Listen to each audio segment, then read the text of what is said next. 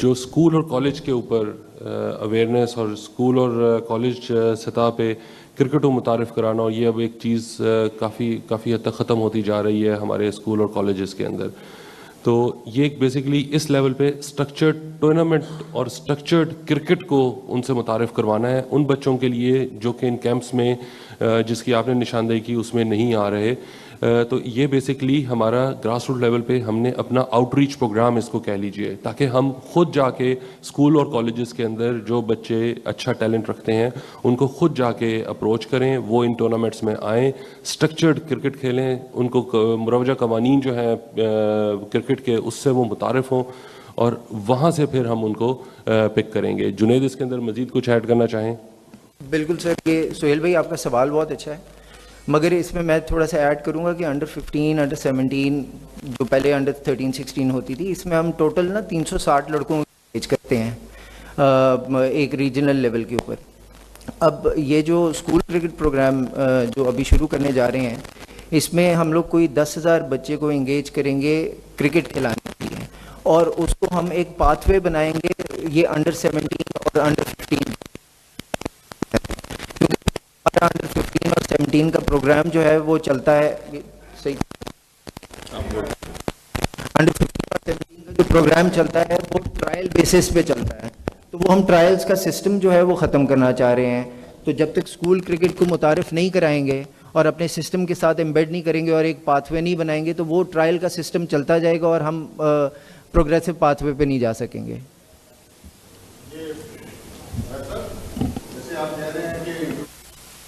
को इंट्रोड्यूस करवाना है क्रिकेट को स्कूल लेवल पर, कॉलेज लेवल पर, तो मेरे ख्याल में आपकी इतलात में कुछ थोड़ी सी गलत है। हर साल हर बोर्ड जो है वो क्रिकेट की चैंपियनशिप करवाता है, लाहौर बोर्ड भी करवाता है, गुजरांवाला भी करवाता है, और इनकी आपस में भी होती है।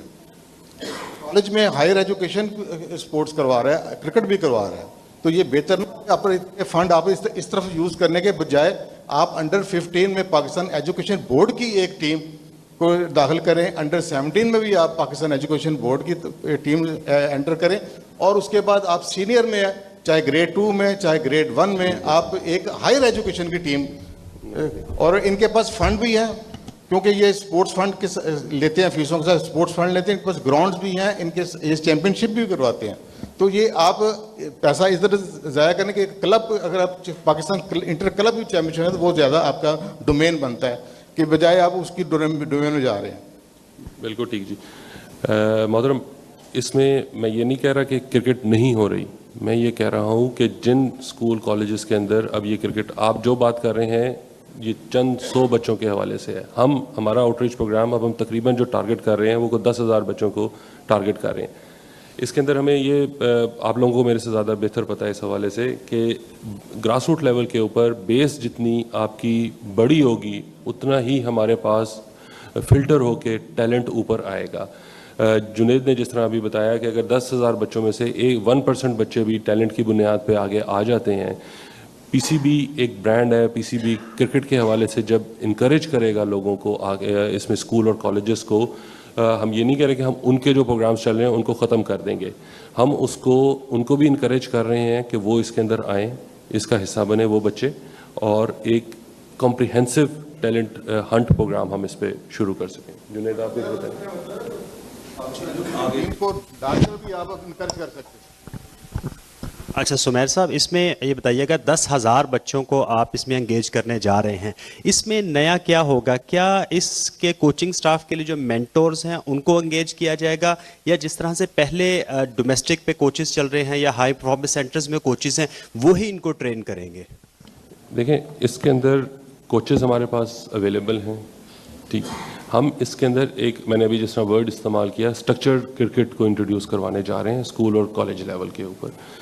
इसके अंदर स्ट्रक्चर्ड क्रिकेट जब इंट्रोड्यूस होगी तो ये बच्चे उस हवाले से जब फिल्टर होके आएंगे तो ये वही अंडर 15, 17 और 19 के कैंप्स के अंदर आएंगे। हमारे जो इंटरनेशनल कोचेस हैं, हमारे जो नेशनल कोचेस हैं, हमारे डोमेस्टिक और इंटरनेशनल क्रिकेट प्लेयर्स हैं, वो जब इनके साथ इंटरेक्ट करेंगे तो इससे हमारे पास एक, जिसे कहते हैं, खेल में निखार आएगा। इन बच्चों की सलाहियतें हमें जो है वो पता चलेंगी। कुछ सुपर किड्स होंगे इसमें हमारे पास, एक हम वो कैटेगरी भी इसके अंदर लेकर आ रहे हैं कि ऐसे बच्चे जो आउटस्टैंडिंग परफॉर्म करते हैं उनको हम डायरेक्ट जो है वो इन कैंप्स के थ्रू अंडर 19, 15 और 17 का है, इस हवाले से इसके अंदर हम उनको पिक करेंगे। जुनेद। हाँ जी, इसके अंदर जिस तरह अभी आपने सवाल किया, टूर्नामेंट होगा सितंबर के अंदर। जो इसके अंदर बेस्ट परफॉर्मर्स लड़के होंगे वो कोई हमने जो मार्क किए हुए 320 तकरीबन लड़के, वो हम उनके कैंप्स करवाएंगे और कैंप्स के बाद देखेंगे कि कौन लड़का जो है ना हमारी अंडर 15 और 17 का जो मॉड्यूल है उसके अंदर कौन लड़का किस तरह फिट इन हो सकता है। तो बिल्कुल इसका एक प्रोग्रेसिव पाथवे है कि स्कूल क्रिकेट होगी, कैंप होगा, कैंप के बाद अंडर 15 और अंडर 17 का टूर्नामेंट में उनकी शमूलियत होगी।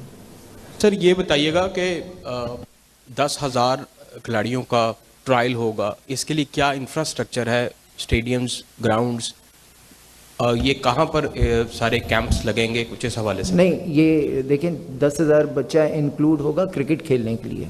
स्कूल्स अपनी टीमें खुद बनाएंगे, उसमें हमने इंटरवीन नहीं करना। हमें हमारी जहाँ असिस्टेंस उनको जहाँ रिक्वायर्ड होगी वो बिल्कुल असिस्ट करेंगे हम लोग। स्कूल्स मांगते भी हैं असिस्टेंस, हम लोग देते भी हैं, तो जिधर असिस्टेंस रिक्वायर्ड होगी हम करेंगे। वो इंफ्रास्ट्रक्चर स्कूल्स का जो बेसिक बना हुआ है उसी को इस्तेमाल करेंगे, तो वो 10,000 बच्चा क्रिकेट खेलेगा।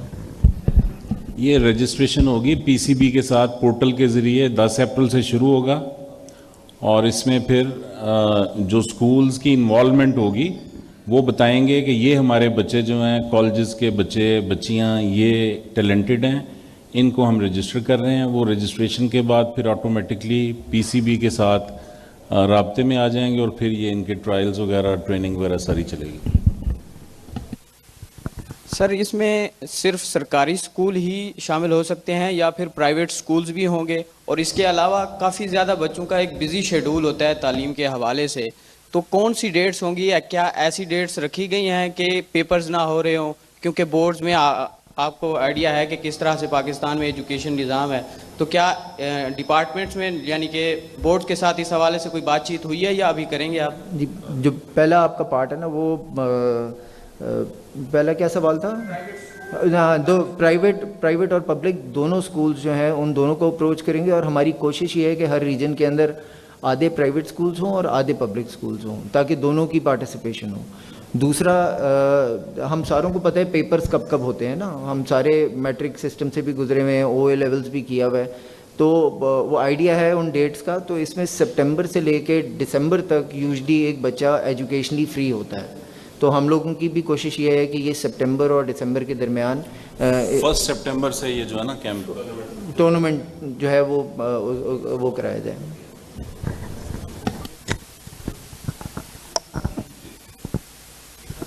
अस्सलाम वालेकुम। मेरा सवाल मैडम राफिया से है। मैम राफिया, जैसा आप जानती हैं कि हमारी जो विमेंस क्रिकेट है वो डे बाय डे नीचे होते जा रही है। चाहे वो विमेंस चैंपियनशिप की बात करें, 9वें नंबर के ऊपर हमारी टीम स्टैंड कर रही थी और अब हम क्वालिफायर की तैयारी कर रहे हैं। तो अब क्वालिफायर के लिए जो खिलाड़ियों का ऐलान हुआ है 19 प्लेयर्स का, उसमें हमारे हेड कोच वसीम कहते हैं कि जो सीनियर प्लेयर्स हैं हमारे वो मिसिंग हैं। स्पेशली नेदा डार की अगर मैं बात करूँ और आलिया रियाज की, जो कि आईसीसी की रैंकिंग में भी टॉप पे हैं, चाहे वो वनडे की हो चाहे वो T20 को। अब उन 2 खिलाड़ियों को हम लोगों ने साइडलाइन कर दिया हुआ और हेड कोच वसीम भी कह रहे थे कि वो रिजर्व में शामिल हैं, वो स्क्वाड में शामिल नहीं है। तो आप समझते हैं कि इस तरह के सीनियर प्लेयर्स को बगैर किसी रीजंस के बाहर करना, ये उन प्लेयर्स के साथ ज्यादती नहीं होगी जब उनको टीम को उन प्लेयर्स की ज़रूरत है, क्योंकि वो रैंकिंग में भी अच्छे हैं, परफॉर्मेंस भी उनकी अच्छी थी और वो टीम से बाहर हैं?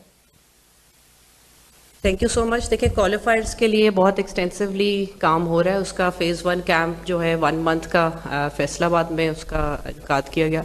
अभी सेकंड फेज़ हमारा ऑन गोइंग है। 19 प्लेयर्स जो हैं उनको कैंप में बुलाया गया है और अभी सिलेक्टर्स ने उसके ऊपर गिवन के उनकी परफॉर्मेंस और फिटनेस बेस पे सिलेक्शन टीम अनाउंस करनी है। हमारे 3 प्रैक्टिस मैचेस भी हैं इसके अंदर कैंप के दौरान, तो परफॉर्मेंस असेसमेंट और प्लस फिटनेस, ये दोनों चीज़ें इम्पार्शियली हमारे सिलेक्टर्स डिसाइड करेंगे और जो टीम अनाउंस होगी will have the best possible team for the क्वालिफायर्स इंशाल्लाह।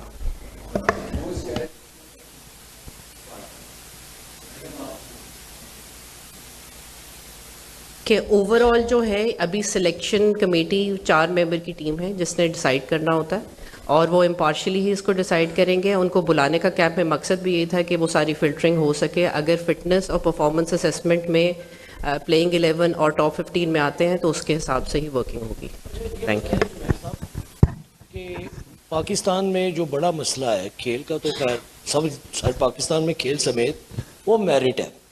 अब जितना बड़ा ये एक्सटेंसिव प्रोग्राम करने जा रहे हैं, 10,000 बच्चा स्कूल्स तमाम इंगेज कर लेंगे। इस मुल्क में किसी चीज़ का कभी पता नहीं चलता। किस तरह इंश्योर करेंगे कि 10,000 में से जो 100 बच्चा निकलता है या 50 बच्चा निकलता है वो मेरिट पे को आगे चला जाए? देखिए जी, ये जो टूर्नामेंट का इनकाद हो रहा है, जो मैचेस हो रहे हैं, ये मेरिट ही को इंश्योर करेंगे। जब मैच में जो अच्छा परफॉर्म करेगा वो आगे आएगा। इसके अंदर हम स्कूल की टीम बनवा रहे हैं। स्कूल की टीम की सिलेक्शन ये स्कूल का अपना प्रोग्रेटिव होगा, कॉलेजेस का प्रोग्रेटिव होगा। जो अपने उनके अच्छे बच्चे होंगे वो उसको टीम में लेकर आएंगे, उनके लिए ये ऑनर की बात होगी। इंशाल्लाह इसको और उस परफॉर्मेंस में जब लाइव टेलीकास्ट, लाइव ब्रॉडकास्ट हो रहा होगा तो जाहिर है परफॉर्मेंस पता चल रही होती है बच्चों की। हमारे कोचेज़ हैं, हमारे जो मेंटोर्स हैं या हमारे जो डोमेस्टिक प्लेयर्स हैं जो इनके साथ इनको वॉच कर रहे होंगे, इनकी सलाहियतों को देख रहे होंगे, तो ज़ाहिर है मेरिट इंशाल्लाह हम इंश्योर करेंगे। टूर्नामेंट इट्सेल्फ जो है, मुकाबला जो है वो इट्सेल्फ एक मेरिट की जो है अकास होता है। अच्छी टीम जीतती है, जो उस दिन परफॉर्म नहीं कर सकती वो आगे नहीं आती। जुनैद, इसमें जी जहाँ आप स्कूल लेवल की बात करें वहाँ ना पेरेंट खुद इंश्योर करता है मेरिट, क्योंकि आप जो है ना प्राइवेट स्कूल के अंदर फ़ीस दे रहे होते हो। अगर आपका बेटा नहीं खेलेगा क्रिकेट, उस टीम में नहीं आ रहा होगा ना, तो पेरेंट जाके सवाल पूछता है स्कूल से, तो वो इंट्रा स्कूल एक्टिविटी खुद शुरू कर देते हैं। वो आई एम श्योर वो अपना एक प्रोसीजर खुद बना लेते हैं, जहाँ वो मैचेस कराएंगे, जहाँ वो यहाँ ट्रायल्स रखेंगे, तो अपना एक प्रोसीजर खुद अडॉप्ट कर लेते हैं। तो नॉन मेरिटोरियस कोई चीज़ नहीं होती है। असल में देखें, स्कूल्स हैं, कॉलेजेस हैं ना, वहाँ पे जो क्रिकेट की टीम होगी, स्कूल्स कॉलेजेस की अपनी रेपुटेशन भी, उसका भी सवाल होता है। वो मेरिट पे टीमें बनी होती हैं, उनमें जो बच्चे ज़्यादा टैलेंटेड होंगे उन्हीं को आगे लाया जाएगा। टैलेंट हंट प्रोग्राम का मकसद ही टैलेंटेड बच्चों को हंट करना है, उनको तलाश करके आगे लाना है।